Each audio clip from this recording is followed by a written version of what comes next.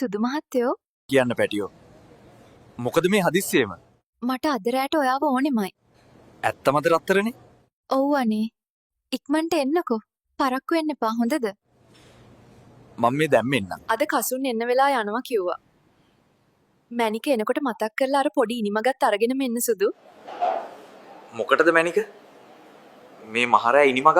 ඊයේ රෑ අල්ලපු ගෙදර අයියා අපේ ගෙදර ඉද්දි කසුන් හදිසියෙම ආවා. ඉතින් මිනිහා එළියට පැනගත්තේ පිටිපස්සේ ජනේලයක් කඩාගෙන.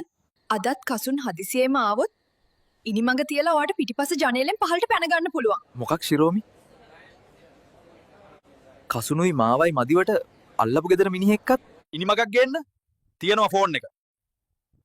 මම තමුසේ දිහා ආයේ හැරිලවත් බලන්නේ නැහැ. පුටා දන්නේම නැතුව ඒකත් කියවුණානේ. ඒකත් ඉවරයි. මොනා කරන්නද ඉතින්? අද එහා ගෙදර මල්ලිට තමයි එන්න කියන්න වෙන්නේ. හෙලෝ ඉසුරු පැටියෝ. ගෙදර කවුරුත් නැහැ. දැම්ම එන්නකෝ. මතක් කරලා ඉනිමඟකුත් අරන් එන්න මැනික. රියැක්ෂන් පොඩ්ඩක් ලයික් කරන්න, ෂෙයා කරන්න. ඔහොමනම් බෑ හොඳේ.